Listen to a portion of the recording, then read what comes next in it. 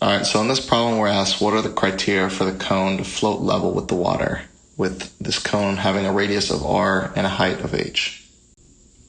The simple answer to this is going to be, in order for the cone to float level with the water, its density must be equal to the water.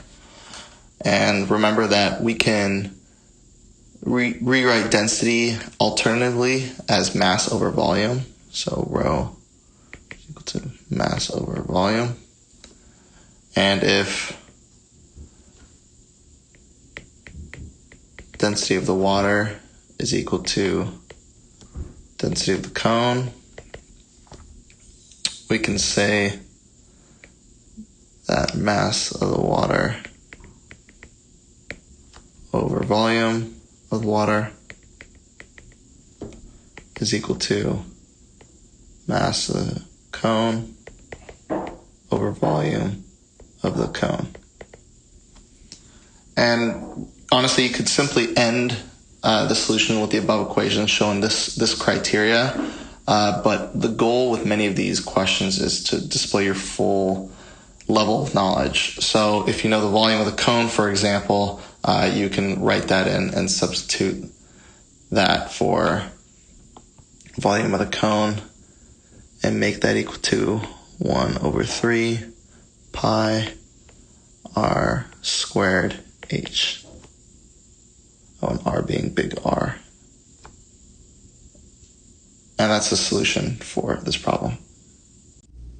All right, so problem 5 asks us, an object is in a boat in a pool. If the object is thrown overboard and sinks, does the water level rise, fall, or stay the same? All right, so just some assumptions here. The problem does not explicitly state the density of the block relative to the water, but it sinks. Therefore, we can say that density of the object is going to be greater than the density of the water. And if we rewrite that in terms of mass and volume, we'll get mass of the object over volume of the object is going to be greater than mass of the water over volume of the water. Also wrote out some laws here. For a submerged object, the volume displaced is going to just be equal to the volume of the object. And then for a floating object, the volume displaced is going to be the mass of the object over the density of the water. All right, now we can go into our solution.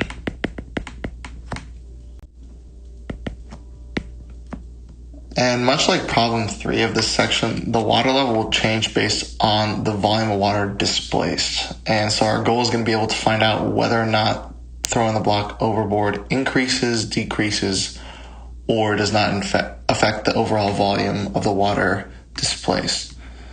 So for the initial volume of the water displaced, we can say that V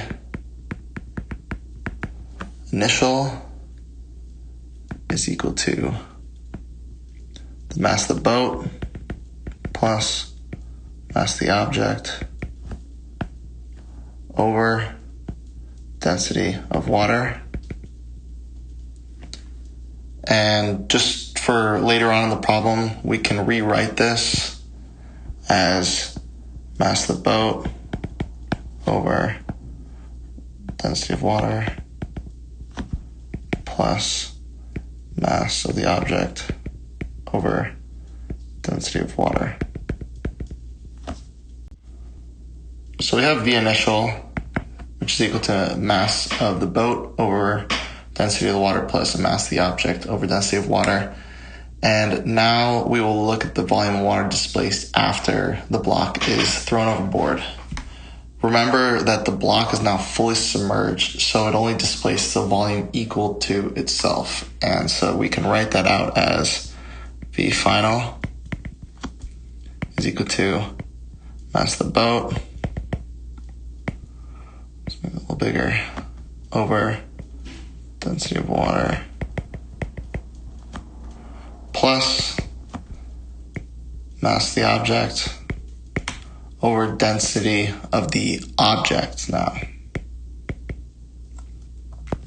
In order to determine which displaced volume is greater, we're going to have to compare the mass of the block over density of the water to mass of the block over density of the block. So it's going to be these two right here. And from our assumptions, we already know that the density of the block is greater than density of water. Therefore, we can say that the mass of the block over density of water is greater than mass of the block over density of the block.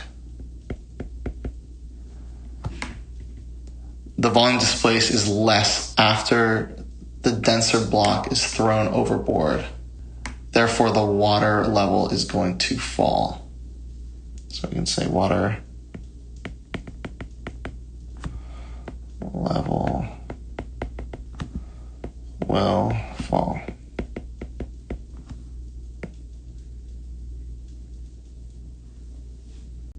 So with the sixth problem in fluids, it asks us a liquid flows through a pipe with diameter of 10 centimeters at a velocity of 9 centimeters a second. If the diameter of the pipe then decreases to 6 centimeters, what is the new velocity of the liquid? So in this problem, we're going to be using the continuity equation, which says that A1 V1 is equal to A2 V2. And from here, it's going to be a relatively simple plug and chug. We can solve for A1 and A2 using a cross-sectional area of the pipe, which is going to be pi r squared. And for A1, that's going to be pi times 5 squared, or 25 pi. And for A2, it's going to be the same thing. It's going to be pi times 3 squared, or 9 pi centimeters squared. From here, we're going to plug in our A1, V1, and A2 values. So we're going to have 25 pi centimeters squared times 9 centimeters a second is equal to 9 pi centimeters squared times V2.